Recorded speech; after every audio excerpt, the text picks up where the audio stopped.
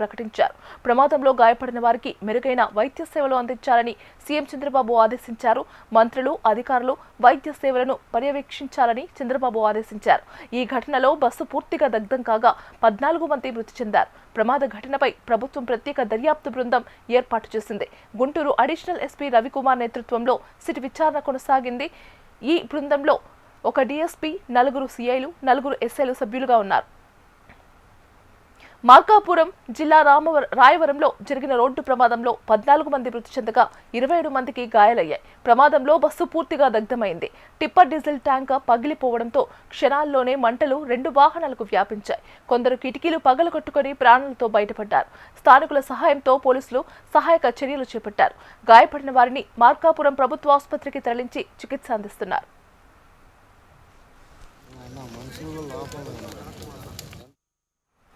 ఈ ఘటనపై ఏపీ హోంమంత్రి అనిత స్పందించారు. ప్రభుత్వం తరపున బాధితులను ఆదుకుంటామని హోంమంత్రి అనిత భరోసా ఇచ్చారు. ఈ రోడ్డు ప్రమాదంపై ప్రధాని మోదీ, తెలంగాణ సీఎం రేవంత్ రెడ్డి స్పందించి బాధిత కుటుంబాలకు ప్రగాఢ సానుభూతిని తెలియజేశారు. ఈ ప్రమాదంలో చనిపోయిన కుటుంబాలకు 2 లక్షలు, గాయపడిన వారికి 50,000 ఎక్స్గ్రేషియాని ప్రధాని మోదీ ప్రకటించారు. యాక్సిడెంట్ అండి, ఇట్స్ యాక్సిడెంట్. ఆ యాక్సిడెంట్ గల కారణాలు ఇప్పుడు డిపార్ట్మెంట్ వాళ్ళందరూ కూడా ఇన్వెస్టిగేషన్ చేస్తున్నారు. డ్రైవర్ కూడా బతికే ఉన్నాడు. డ్రైవర్ని కూడా అదుపులోకి తీసుకుంటారు ఇప్పుడు అతను కండిషన్ బట్టి. అదేవిధంగా ఎవరైతే ఓనర్ ఉన్నారో ఓనర్ని కూడా అదుపులోకి తీసుకుంటాం. అతను ఎన్ని బస్సులు నడుపుతున్నారు, ఎక్కడి నుంచి రిజిస్ట్రేషన్స్, ఎన్ని రోజుల నుంచి నడుపుతున్నారు, అసలు వాళ్ళ దగ్గర ఉన్న డ్రైవర్స్ అందరూ కూడా వెల్ ట్రైన్డ్, వెల్ ఎక్స్పీరియన్స్డ్, ఇవన్నీ కూడా మేము మాట్లాడుతున్నాం. సో మాకు కొంచెం బ్రీతింగ్ స్పేస్ ఇస్తే డెఫినెట్గా ఫస్ట్ ఆఫ్ ఆల్ ప్రమాదం కింద చూడండి. అది ఎందుకు అయింది, నిజంగా టెక్నికల్ ప్రాబ్లం ఉందా, లేకపోతే బస్ వల్ల ప్రాబ్లం ఉందా, హై స్పీడా, ఇవన్నీ కూడా బ్యారేజ్ వేసుకుంటాం. కొన్ని నేషనల్ పర్మిట్స్ ఉన్న వెహికల్స్ని కొన్ని as per national wide rule ప్రకారం కూడా కొన్ని పర్మిట్ చేయాల్సి వస్తుంది. దానిలో కూడా మేము ఇప్పుడు ఎలా చేయాలన్న దాని మీద మేము మాట్లాడుతాం. ఎక్స్గ్రేషియా ఇప్పుడు అనౌన్స్ చేస్తామండి. హాస్పిటల్కి వెళ్ళిన తర్వాత వాళ్ళందరినీ చూసి అప్పుడు ఎక్స్గ్రేషియా అనౌన్స్ చేస్తాం. గత బీఆర్ఎస్ ప్రభుత్వం ఆరోగ్యశ్రీ పథకానికి 600 కోట్ల బకాయిలు పెట్టిందని ముఖ్యమంత్రి రేవంత్ రెడ్డి తెలిపారు. తాము ప్రతి నెల ఆరోగ్యశ్రీకి 89 కోట్లు ఖర్చు పెడుతున్నట్లు చెప్పారు. ఇప్పటి వరకు 2,408 కోట్ల బిల్లులు చెల్లించామన్నారు. ఆరోగ్యశ్రీ కింద ప్రభుత్వ ఆసుపత్రులకు 927 కోట్లు, ప్రైవేట్ ఆసుపత్రులకు 1,480 కోట్లు చెల్లించామని చెప్పారు. 27 నెలల్లో పేదల వైద్యం కోసం 4,500 కోట్లు చెల్లించామన్నారు. గత ప్రభుత్వంలో సీఎం రిలీఫ్ ఫండ్ ఎలా దుర్వినియోగం చేశారో అందరికీ తెలుసునన్నారు. ఎవరి పిఏలు సీఎం రిలీఫ్ ఫండ్ కాజేశారో కూడా తెలుసన్నారు రేవంత్ రెడ్డి. తెలంగాణ రాష్ట్రం వచ్చిన తర్వాత 2014 నుంచి డిసెంబర్ 6, 2023 వరకు ప్రతి నెల యావరేజ్గా గత ప్రభుత్వం ఖర్చు పెట్టింది 52 కోట్ల రూపాయలు రాజీవ్ ఆరోగ్యశ్రీలో. డిసెంబర్ 7, 2023 నుంచి మార్చ్ 25, 2026 దాదాపుగా 26, 27 నెలలలో ప్రతి నెల ఈ ప్రభుత్వం ఖర్చు పెట్టింది 89 కోట్ల రూపాయలు అధ్యక్ష యావరేజ్గా. అదేవిధంగా రాజీవ్ ఆరోగ్యశ్రీలో రాష్ట్ర ప్రభుత్వం పేమెంట్లు ఇవ్వడం లేదు. దాంతో ప్రైవేట్ హాస్పిటల్స్ మూతపడుతున్నాయి, మాకు నోటీస్ ఇచ్చిండ్రు, మీరు ఇంకా దాని మీద స్పందించడం లేదన్నట్టుగా ఏదైతే మాట్లాడుతుండ్రో ఈ వారసత్వం వారి నుంచి మాకు వచ్చింది అధ్యక్ష. ఈ రాజీవ్ ఆరోగ్యశ్రీ బకాయిలు పెట్టి అధికారాన్ని కోల్పోయి ఆ భారాన్ని మా నెత్తి మీద పెడితే ఆ భారాన్ని మోస్తూనే మేము 5 లక్షల నుంచి 10 లక్షల రూపాయలకు పెంచడం జరిగింది అధ్యక్ష. ఆ విషయం కూడా 7 తారీఖు నాడు మేము ప్రభుత్వం బాధ్యత తీసుకున్నప్పుడు 7/12/2023 నాటికి గత ప్రభుత్వం నుంచి వారసత్వంగా మాకు వచ్చిన భారము 600 కోట్ల 27 లక్షలు అధ్యక్ష. 600 కోట్ల 27 లక్షల రూపాయల భారము గత ప్రభుత్వం నుంచి మాకు వారసత్వంగా రాజీవ్ ఆరోగ్యశ్రీలో భారం వచ్చింది అధ్యక్ష. అందులో గవర్నమెంట్ హాస్పిటల్స్కి 240 కోట్ల 11 లక్షలు, ప్రైవేట్ హాస్పిటల్స్లో 360 కోట్ల 16 లక్షలు. అదేవిధంగా అధ్యక్ష మేము ప్రభుత్వం వచ్చిన తర్వాత మేము చేసిన పేమెంట్స్ 7/12/2023 నాడు మేము పదవి చేపట్టినాక 8/12/2023 అంటే ఫైనాన్షియల్ ఇయర్ 2023-24 అంటే కంప్లీట్ మార్చ్ 31, 2024 వరకు వాళ్ళు లేరు అధ్యక్ష. 3 నెలల ముందే ఈ ప్రభుత్వం బాధ్యత తీసుకున్నది. ఈ ప్రభుత్వం బాధ్యత తీసుకున్న 8/12/2023 నుంచి ఈ రోజు వరకు 2,408 కోట్ల రూపాయల 51 లక్ష ఇప్పటి వరకు మన ప్రభుత్వం పే చేసింది అధ్యక్ష. దావోస్ పర్యటనలో రాష్ట్రానికి 2,19,182 కోట్ల పెట్టుబడులు వచ్చాయని మంత్రి శ్రీధర్ బాబు వెల్లడించారు. 44 ఎంఓయూలు ప్రభుత్వం కుదుర్చుకుందని తెలిపారు. పెట్టుబడులతో 86,150 మందికి ఉపాధి కల్పించడానికి ఉద్యోగాలు వస్తాయన్నారు. 2024లో ఎంఓయూలు 18 ప్రకటనలు చేయడం జరిగింది అధ్యక్ష. ప్రతిపాదిత పెట్టుబడులు 40,232. అదేవిధంగా దావోస్ సంబంధించి 2025లో జరిగిన పర్యటనకు సంబంధించి ఎంఓయూల ప్రకటన 26 అధ్యక్ష. 1,78,950 కోట్లు, మొత్తం 2,19,182 కోట్ల రూపాయల మేరకు ఎంఓయూలు చేసుకోవటం జరిగింది అధ్యక్ష. బి ప్రశ్నకు సమాధానం 2024-25లో దావోస్లో చేసిన పెట్టుబడి ప్రకటనల అమలు వివిధ దశల్లో ఉంది. భూమి కేటాయింపు ప్రక్రియ కొనసాగుతూ ఉంది. 81,800 కోట్ల నిబద్ధత గల పెట్టుబడితో 6 కంపెనీలకు భూములను కేటాయించబడమైంది అధ్యక్ష. అదేవిధంగా అధ్యక్ష 30,000 కోట్ల ప్రతిపాదిత పెట్టుబడితో 3 కంపెనీలకు కేటాయింపు కోసం భూమిని గుర్తించబడ్డాయి అధ్యక్ష.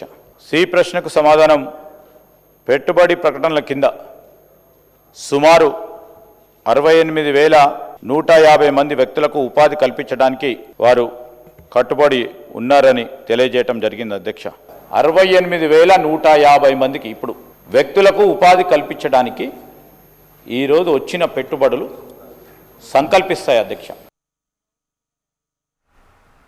ఆరోగ్యశ్రీకి ప్రతి నెల 60 కోట్లు రిలీజ్ చేస్తున్నామని మంత్రి దామోదర రాజనరసింహ తెలిపారు. ఆరోగ్యశ్రీలో మొత్తం 700 కోట్ల రూపాయల పైచిలకు బిల్లులు పెండింగ్ లో ఉన్నాయని చెప్పారు. ఆరోగ్యశ్రీలో రివైజ్ రైట్స్ కూడా అమలు చేస్తున్నామన్నారు. సుమారు 1,375 ప్రొసీజర్స్ కు రేట్స్ రివైజ్ చేస్తామని వెల్లడించారు.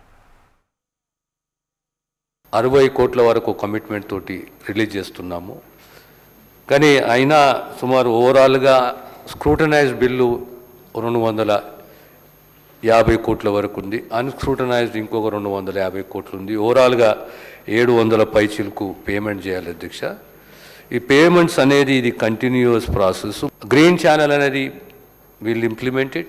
ఈ స్క్రూటనైజ్డ్ బిల్స్ కూడా త్వరితగతిన పేమెంట్ చేస్తామనే విషయాన్ని గౌరవ సభ్యులకు తెలియజేస్తూ ఆరోగ్యశ్రీలో రివైజ్ రేట్స్ కూడా ఇంప్లిమెంట్ చేస్తున్నాము.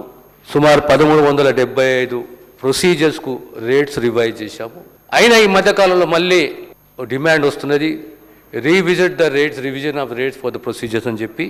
కనుక ప్రధానంగా ఆరోగ్యశ్రీని స్ట్రెంథెన్ చేసి గవర్నమెంట్ లెవెల్లో ఏరియా హాస్పిటల్స్ని మరియు జిల్లా టీచింగ్ హాస్పిటల్స్ని, దానికి తోడు ఈ డీ అడిక్షన్ సెంటర్స్ని ఏర్పాటు చేసి స్ట్రెంథెన్ చేస్తే గవర్నమెంట్ సర్వీసెస్ పైన ప్రజలకు పూర్తి విశ్వాసం కలుగుతుంది, పెరుగుతుంది. ఆ దిశగా మా కృషి ఉందని చెప్పి తమరి ద్వారా గౌరవ సభ్యులకు తెలియజేస్తున్నాను అధ్యక్ష.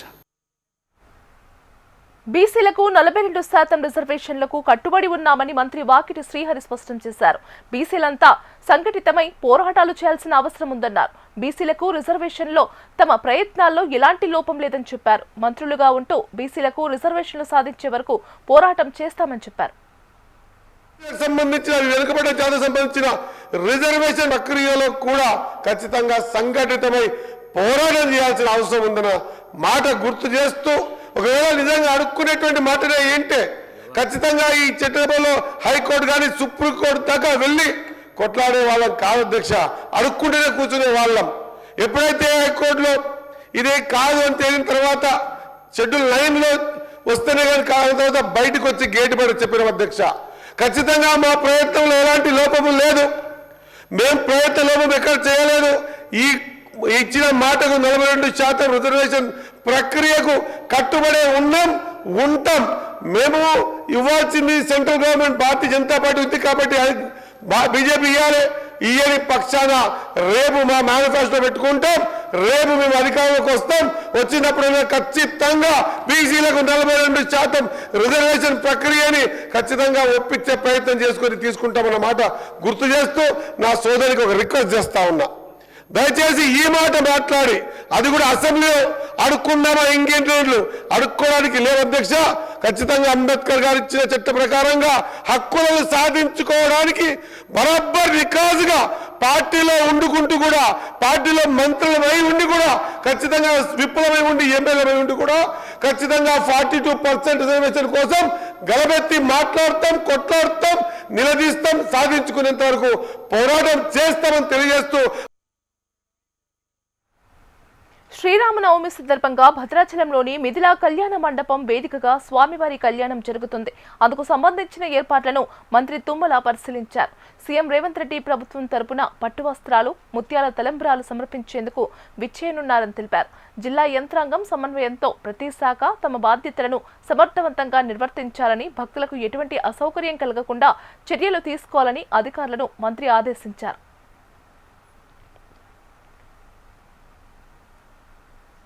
మినరల్ డెవలప్మెంట్ కార్పొరేషన్ మాజీ చైర్మన్ మన్నే క్రిషాంక్ ను బీఆర్ఎస్ వర్కింగ్ ప్రెసిడెంట్ కేటీఆర్ పరామర్శించారు. ఇటీవల కాంగ్రెస్ కు వ్యతిరేకంగా చేపట్టిన ధర్నా కార్యక్రమంలో దిష్టిబొమ్మ దహన కార్యక్రమం చేస్తుండగా క్రిషాంక్ తో పాటు ఆయన అనుచరులు గాయపడ్డారు.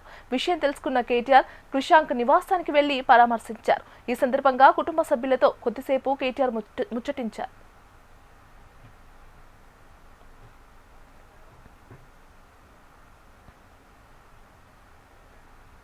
ఆరోగ్యశ్రీ పెండింగ్ బిల్లులు ఎప్పుడు చెల్లిస్తారని బీఆర్ఎస్ ఎమ్మెల్యే హరీష్ రావు ప్రశ్నించారు. ఆరోగ్యశ్రీ నిధులు ఎక్కువ ఎందుకు రావడం లేదన్నారు. 2024-25లో ఆరోగ్యశ్రీకి కాంగ్రెస్ ప్రభుత్వం పెట్టిన ఖర్చు 971 కోట్లు మాత్రమేనని తెలిపారు. బిల్లులు రాక చిన్న చిన్న ఆసుపత్రులు మూతపడే పరిస్థితి నెలకొందన్నారు. 2.5 సంవత్సరాల్లో ఆరోగ్యశ్రీ నుంచి 496 మంది మాత్రమే లబ్ధి పొందారని చెప్పారు. 25లో ఆరోగ్యశ్రీ మీద మీరు పెట్టిన ఖర్చు 971 కోట్లు. మరి ఖర్చు పెరుగుతుందా తగ్గుతుందా అధ్యక్ష? 5 లక్షల నుంచి 10 లక్షలకు పెరిగినప్పుడు మరి అవకాశాలు పెరగాలి, రోగులు ఎక్కువ వాడుకోవాలి, ఖర్చు ఎక్కువ జరగాలి. కానీ బడ్జెట్ రిలీజ్ జరగడం లేదు, కేటాయింపులు జరగడం లేదు. ఈరోజు 2-3 సార్లు ఇప్పటికీ ప్రైవేట్ ఆసుపత్రులు మీకు నోటీస్ ఇచ్చారు, మేము ఆరోగ్యశ్రీ సేవలు బంద్ చేస్తాం, మాకు బిల్లులు రిలీజ్ కావడం లేదని పలుమార్లు ప్రభుత్వానికి నోటీస్ ఇచ్చారు. మీరు వాళ్ళని పిలిచారు, మాట్లాడారు, టైం పెట్టినారు, కానీ ఇప్పటి వరకు కూడా వాళ్ళకి డబ్బులు విడుదల కాలేదు. చిన్న చిన్న ఆసుపత్రులు మూతపడేటువంటి పరిస్థితి ఏర్పడ్డది. దయచేసి ఈరోజు నేను మంత్రి గారిని సూటిగా అడుగుతా ఉన్నా, ఆరోగ్యశ్రీ కింద as on today pending bills ఎన్ని ఉన్నాయి, బిల్స్ రెడీ ఫర్ పేమెంట్ ఎంత, బిల్స్ బీసీలను ప్రభుత్వం మోసం చేసిందట్టు గన్ పార్క్ దగ్గర బీఆర్ఎస్ ఎమ్మెల్యేలు నిరసన తెలిపారు. బీసీ సబ్ ప్లాన్ 42% వాటా డిమాండ్తో ప్రభుత్వానికి వ్యతిరేకంగా నినాదాలు చేశారు. కాంగ్రెస్ ప్రభుత్వం బీసీల గౌరవాన్ని దెబ్బతీస్తుందని మండిపడ్డారు.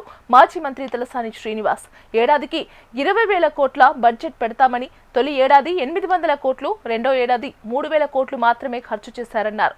కామారెడ్డి డిక్లరేషన్ పేరుతో అలవి కాని హామీలిచ్చి మోసం చేసిన కాంగ్రెస్ కు బుద్ధి చెప్పే రోజులు త్వరలోనే వస్తాయన్నారు తలసాని.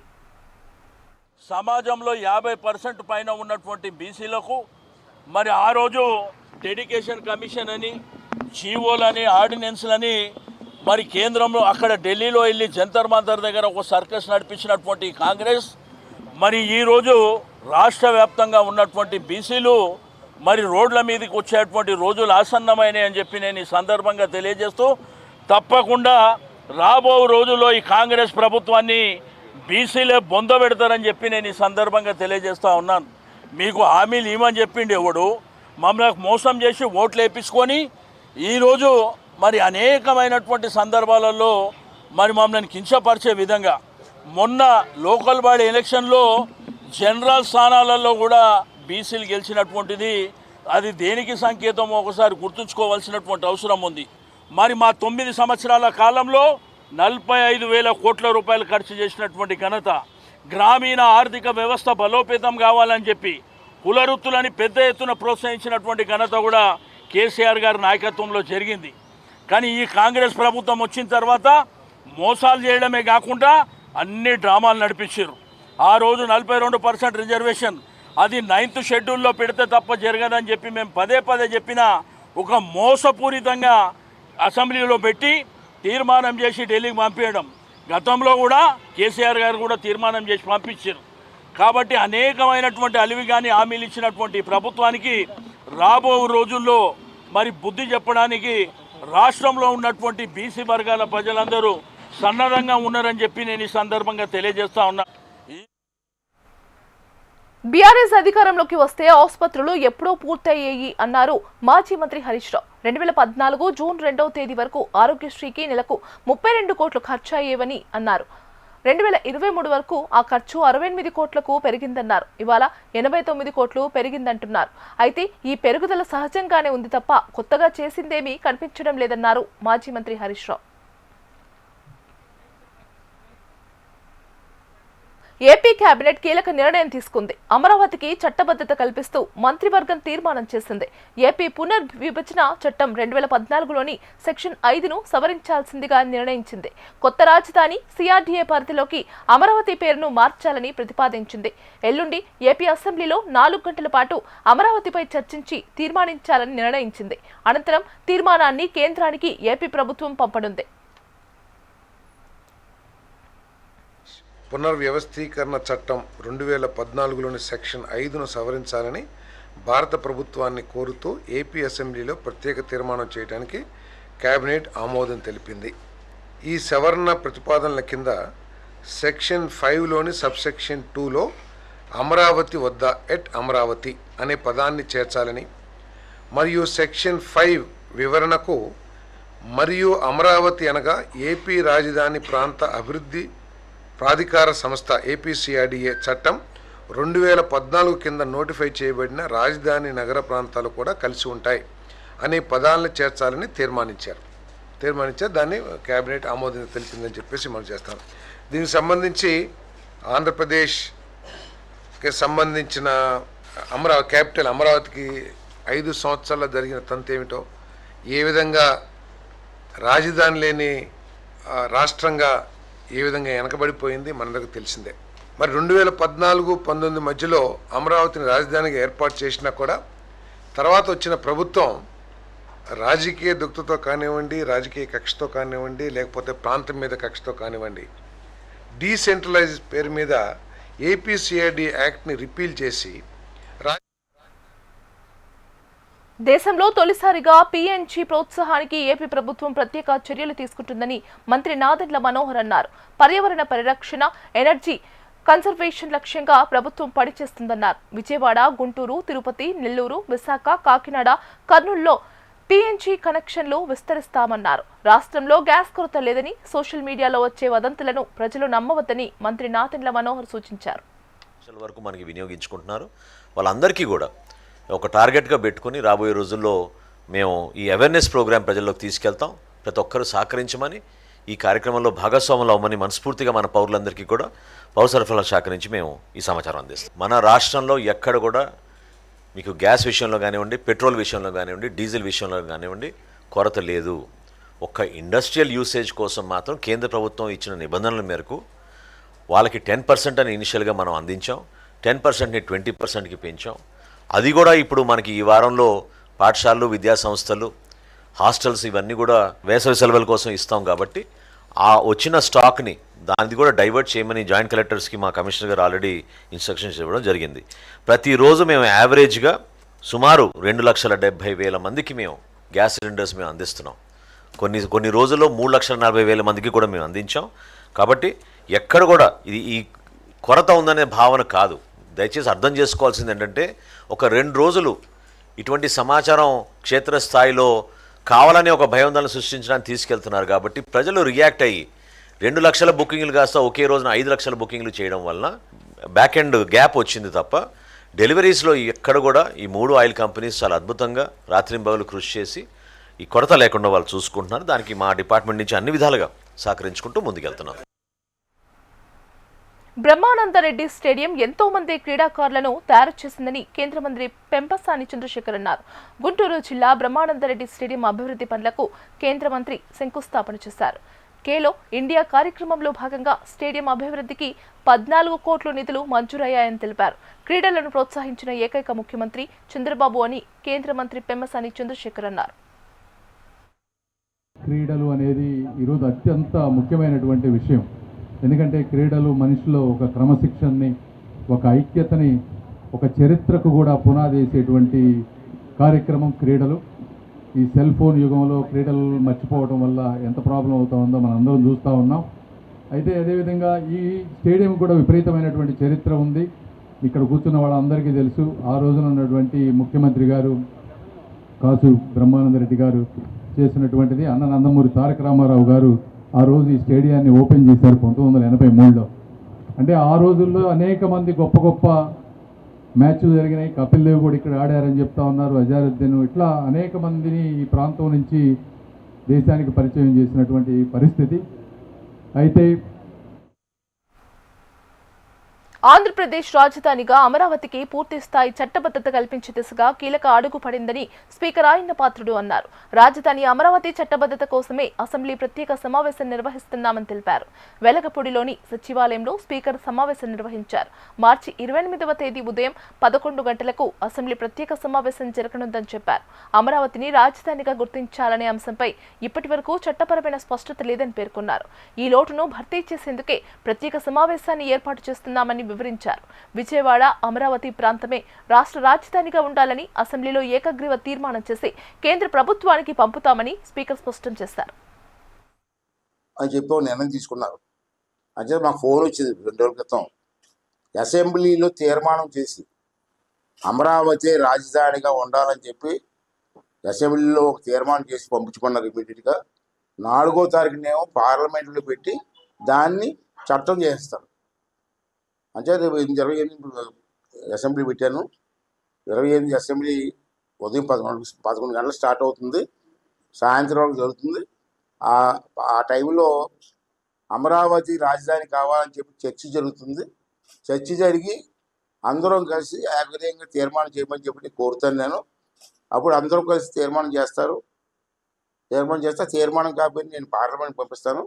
పార్లమెంట్లో మళ్ళీ 4వ తారీఖు పార్లమెంట్లో పెడతారు. పార్లమెంట్లో కూడా ఆంధ్ర రాష్ట్రం నుంచి చట్టం చేయమని తీర్మానం వచ్చింది అగ్రీవంగా. దీనిపైన మీ అభిప్రాయం ఏంటని పార్లమెంట్లో అడుగుతారు. పార్లమెంట్లో కూడా అందరూ కూడా మనకే మెజారిటీ ఉంది కాబట్టి అందరూ ఆమోదిస్తారు. అది చట్టం. కాకినాడ జిల్లా కిర్లంపూడిలో వైఎస్ఆర్సీపీ పీఏపీ సభ్యులు ముద్రగడ పద్మనాభంను మాజీ మంత్రి అంబటి రాంబాబు మర్యాదపూర్వకంగా కలిశారు. కూటమి ప్రభుత్వంపై తీవ్ర స్థాయిలో మండిపడ్డారు. తనపై ఎన్ని కేసులు పెట్టినా తన కంఠంలో ప్రాణమున్నంత వరకు పోరాడుతూనే ఉంటానని అంబటి అన్నారు. అర్ధరాత్రి తీసుకెళ్లి కాళ్లు పగలగొట్టి ఇబ్బంది పెట్టిన ఈ ప్రభుత్వాన్ని వదలనన్నారు. బెయిల్ వచ్చిన తర్వాత మళ్లీ కేసు పెట్టారని ఆరోపించారు. ఇప్పటికే 2 రిట్ పిటిషన్లను హైకోర్టులో దాఖలు చేశామని పేర్కొన్నారు. తన కులం కలిసి దేనికైనా ఎదుర్కోవడానికి సిద్ధంగా ఉన్నామని అంబటి చెప్పారు. అవమానం గాని మొన్న జరిగిన ప్రయత్నం గాని ఈ కూటమి ప్రభుత్వం చేసిన దాన్ని వదిలిపెట్టను అని మనం చేస్తున్నా. మీ అందరి సహకారంతో ముద్రగడ పద్మనాభం గారు లాంటి వారి ఆశీస్సులతో ఫైట్ చేస్తా. నాకు జరిగిన అన్యాయాన్ని న్యాయస్థానాల ద్వారా ఫైట్ చేస్తా. మీ అందరి ముందుకి వచ్చి మీ సహకారంతో కూడా ప్రజా పోరాటాలు చేస్తానని కూడా ఈ సందర్భంగా నేను మనవి చేస్తున్నా. 2 సిఐలు అర్ధరాత్రి తీసుకెళ్లి నా కాళ్ళు పగలు తీసి కొట్టడానికి ప్రయత్నం చేశారే, ఏ సమాజం ఇది? వాళ్ళ మీద యాక్షన్ తీసుకున్నారా? లేదు. నెంబర్ 1. నెంబర్ 2, తెలుగు రాష్ట్రాల ప్రజలకు ఊరట లభించింది. విశాఖ పోర్టుకు భారీగా గ్యాస్, చమురు నిల్వలు చేరుకున్నాయి. గత కొద్ది రోజులుగా గ్యాస్, చమురు సరఫరాపై నెలకొన్న ఆందోళనలకు తెరపడింది. విశాఖ తీరానికి భారీ ఎత్తున ఎల్పీజీ మరియు చమురు నౌకలు చేరుకోవడంతో యంత్రాంగం ఊపిరి పీల్చుకుంది. భారీ ఎల్పీజీ నిల్వలతో వచ్చిన BW బీడ్స్ నౌక ప్రస్తుతం విశాఖ ఔటర్ హార్బర్లో లంగర్ వేసింది.